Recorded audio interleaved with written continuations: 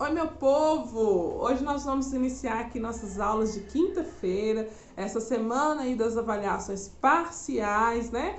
Do nosso trimestre, o terceiro trimestre chegou e com ele muitas novidades, muito aprendizado, muita coisa interessante que nós vamos fechar nesse terceiro trimestre. Foi um ano atípico, né? Tem sido um ano super diferente, né? Eu virei meio que uma youtuber e você virou o meu ouvinte, o meu telespectador, né? E eu me identifiquei muito com esse capítulo 9 que vamos começar aqui na língua portuguesa, porque ele fala de algo muito interessante, algo que eu gosto muito e algo que agora que talvez vai voltar a poder funcionar, que é o teatro, peças teatrais, como que é a estrutura dos textos, como que se dá esse gênero, né, textual.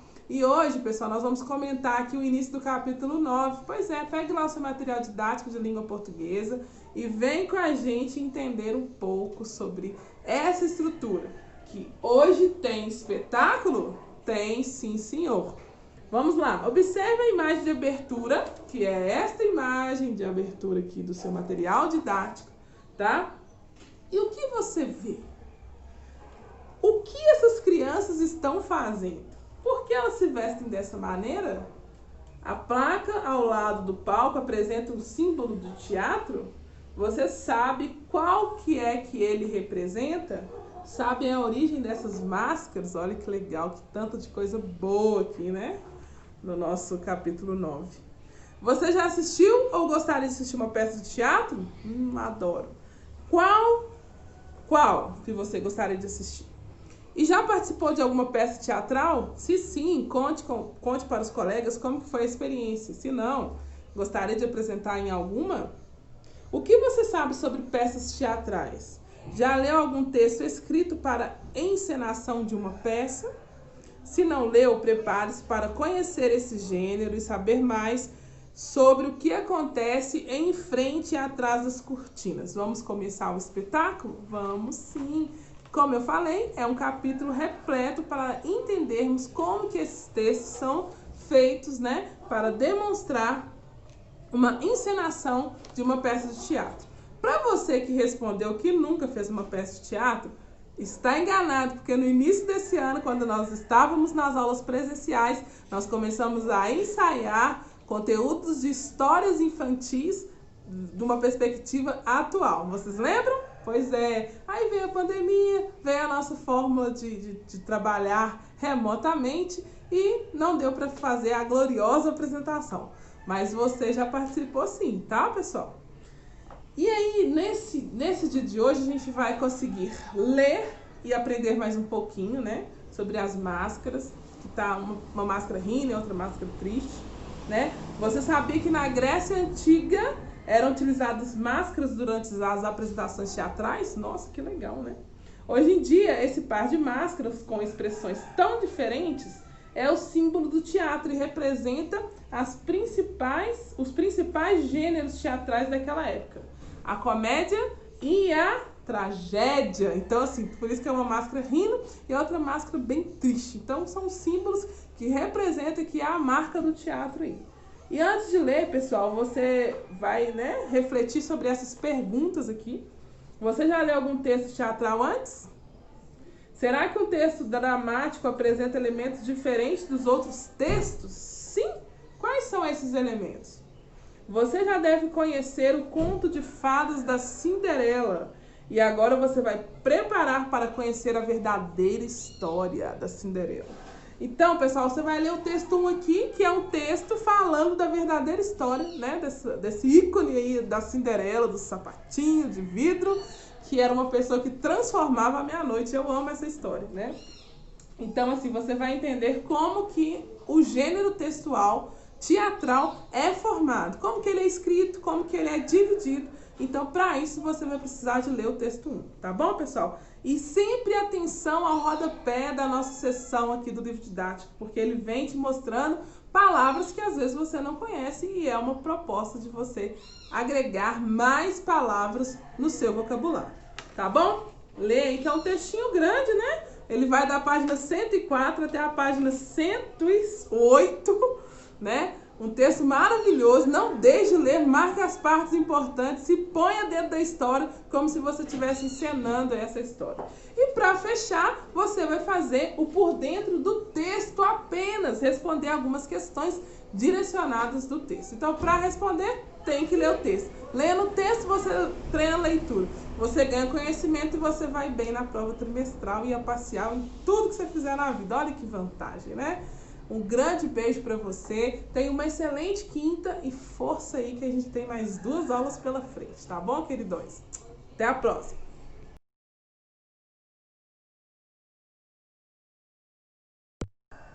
Olá, povo bonito e pova bonita. Semana passada, na aula de ciências, nós falamos sobre o sistema genital feminino. Entendemos como que esse sistema, o que compõe esse sistema, né? Entendemos que só as meninas que têm esse privilégio. E hoje nós vamos entender o sistema genital masculino, tá bom? O que tem no sistema e para que ele serve e para que ele serve assim, né? Na parte técnica. E como que podemos conhecer esse sistema, tá bom? Faz parte do nosso conteúdo de desenvolvimento humano, então precisamos estudar tudo isso, beleza? Vamos lá então. Na página 57 vem representando, tem um desenho da representação aí, eu coloquei aqui para destacar que as partes do sistema genital masculino são elas: o pênis, o testículo e o escroto, que é conhecido também como saco escrotal. Vamos entender um pouquinho desse sistema. O sistema genital masculino, assim como o feminino, participa da reprodução e é composto por vários órgãos, conforme você pode observar na imagem ao lado.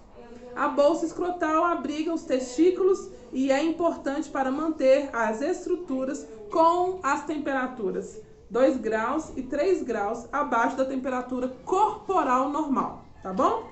Os testículos têm 2 funções principais: produzir as células reprodutivas, chamadas de espermatozoides, e o hormônio masculino, que é a testosterona, tá bom? Então, pessoal, nós fechamos essa parte aqui hoje, né, dos sistemas, tanto masculino, tanto feminino. Então, se você tiver alguma dúvida, leia novamente. Se você tiver alguma dúvida também da parte de desenvolvimento, como a gente vem falando aí ao longo do capítulo, converse com um adulto da sua confiança, principalmente um familiar seu, tá certo? E precisar de alguma coisa, eu estou à inteira disposição.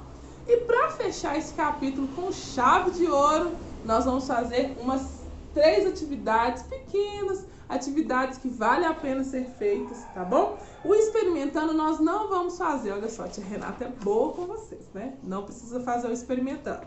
Mas o na ponta do lápis, para você entender melhor como é que é a sua história, como que é o seu desenvolvimento e como que é essa família linda que você pertence, nós vamos fazer a atividade da ponta do lápis. Professora, minha família a gente briga, não dá certo, um implica com o outro. É natural. Famílias têm problema, famílias brigam e famílias às vezes um enche a paciência do outro.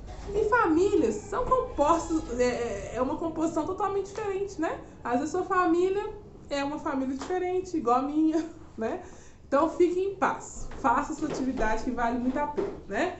A história de cada família conta muito sobre quem é cada indivíduo, né? Seus hábitos, seus costumes, alimentação, características físicas, né? Então isso conta muito para formar quem é você. Então você vai fazer essa atividade aqui, muito tranquila, né? Vai fazer assim uma árvore genealógica, né? Eu acho que no 3º ano, se eu não me engano, muitos de vocês fizeram um trabalhinho com a nossa gloriosa professora Mônica sobre isso, né? Então você vai montar uma árvorezinha semelhante a essa. Não preocupe, não precisa ser plantar uma árvore, você vai fazer num papel branco, numa folhinha A4 aí que tem na sua casa.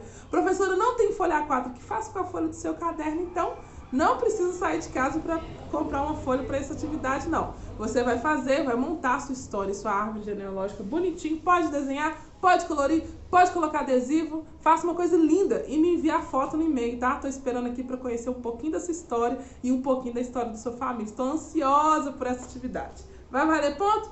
Tá lá dentro daquelas atividades do para casa que são avaliativas, né, galera? Então não deixe de fazer, tá? E nós vamos fazer também a atividade do Antes de Seguir, 3 questões apenas, tranquilo de fazer, página 60, falando de todo o conteúdo que a gente estudou aí no capítulo 6. Beleza? E para fechar, o Já Aprendi, que aí nós vamos fechar o capítulo 6 de Ciências e vamos para o nosso capítulo 7, tá? Mas não deixe de fazer, as atividades não é para essa semana, não fica abafado. Se você é aquele aluno que dá conta de fazer uma avaliação parcial e fazer as atividades, parabéns, pega e faz. Mas se você é aquele sujeito que precisa de um tempo mais para fazer uma avaliação tranquila, né? E aí você vai entregar esses exercícios na próxima semana. Vai estar lá no nosso Educar, tá bom, queridões e queridonas? Um beijo para vocês e não deixe de fazer suas atividades. Hoje a nossa prova de literatura tá super tranquila, interpretações, né? A nossa prova de ciências foi no dia de ontem, mas ela ainda está disponível, porque ela fecha com 48 horas. Então não deixe para a última hora, viu, povo? Um beijo para vocês.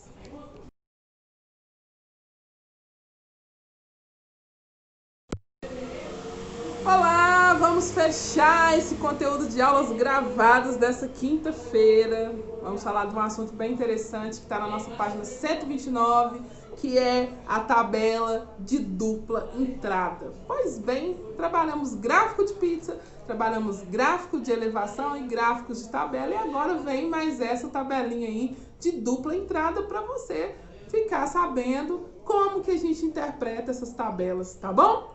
Galera, desenhei aqui só para você ter uma visão melhor, mas vamos lá. As tabelas podem ser utilizadas para apresentar informações de forma mais clara e objetiva, tá? Auxiliando a análise e a interpretação dos dados. A tabela que relaciona duas informações é chamada de tabela simples. Ela é formada por 2 colunas apenas e sua leitura é realizada horizontalmente da esquerda para a direita. Já a tabela que relaciona 2 ou mais informações de um dado diz que é a tabela de dupla entrada. A leitura desse tipo de tabela deve ser realizada na vertical e na horizontal de forma simultânea, tá? Ou seja, a linha e a coluna devem ser lidas de modo a se relacionar às informações. Veja a seguir uma tabela de dupla entrada. Tá? Então aqui, você sempre vai ter essas 2 linhas aí com informações precisas, tá? E elas vão se relacionar de forma simultânea. Gênero e ano escolar dos alunos do ensino fundamental. O ano aqui, né? 3º ano, 4º ano, 5º ano. E o sexo feminino e masculino. Cada uma mostrando aqui, né? 17 do 3º ano feminino, 12 masculino. E aqui mostrando esse exemplo da tabela de dupla entrada aqui. Beleza? Galera, é uma tabela fácil de ler, que ela vai agregar só mais algumas informações, né? Então, é muito comum a gente achar isso em anúncios, né? A atividade do Antes de Seguir da página 130, você vai pesquisar, tá? Em revistas, jornais, 4 tabelas de dupla entradas diferentes, tá? Leia a reportagem que acompanha, recorte, leve-se para a sala de aula. Nesse caso, você vai colar no seu caderno lindo de matemática, tá? Que aí essa coisa aí você vai fazer no caderno. Não esqueça, quando tiver o desenho do caderno, para fazer no caderno. Professora, é importante procurar e colar? Sim, querido. Para você treinar, que você já sabe identificar uma tabela de dupla entrada, tá bom? E aí, depois vem pedindo você na 29 também para você fazer uma pesquisa sobre o tipo de música preferida pelos alunos da sua sala, tá bom? E da turma do 4º ano de sua escola. Vai ser difícil a gente concluir essa abordagem por nosso sistema de forma remota? Sim, então não precisa ampliar dessa forma. Pode fazer uma tabela de dupla entrada com as pessoas da sua sala, de meninas e meninas, para ficar mais fácil, beleza? Que aí você tem, eu sei que vocês têm aí os contatinhos um do outro, então você vai conseguir fazer com a galera da sua sala mesmo, beleza? E aí você vai questionar cada colega, vai solicitar que tipo de música que ele vai preferir e vai organizar a tabela, tá bom? Você pode fazer também com uma pessoa, não tem problema. Faça chamada de vídeo, faça juntos no caderninho e mostre para mim na live da semana que vem, da sexta-feira que vem, tá bom? E quem não participa, mande no e-mail. E aí nós vamos ter aqui a análise de uma tabela também, tá? E depois você vai identificar, seguindo essa tabela aí da questão 30. Tudo bem? Tudo certo? E aí nós vamos ter o fechamento do capítulo com as atividades do já posso, já aprendi, já sei como fazer, alguns problemas matemáticos, coisas que vai ser útil para você, não deixe de fazer, tá? A trimestral te espera e a parcial terça-feira que vem também. E aí, galera, o nosso material complementar, né, que quinto ano é um ano diferenciado, por isso que vem para você, que você é especial por ser do quinto, né? E aí nós temos também a nossa partezinha de testes, sim, tá? Que é uma forma de você estudar, tá na nossa página 138. Então você também vai fazer, tá bom? As atividades do Onde Seguir, já aprendi, e os nossos testes, tá bom? Página 129 e página 139. Professora, que caminhão de atividades! Calma! Não é tudo para casa, atividades da aula junto com os deveres de casa. Eu posto tudo no dever de casa, porque nós estamos na sala de aula, né? Então vai lá na parte de dever. Mas não deixe de fazer, galera. É importante para o seu conhecimento, para o seu aprendizado. Tá bom? Essa semana só temos até amanhã a nossa avaliação de ensino religioso. E semana que vem, para fechar com a chave de ouro, a nossa avaliação de língua portuguesa e de matemática. Então você tem alguns dias para estudar para essas duas avaliações, tá bom? Um beijo para vocês e até amanhã na nossa live, queridos.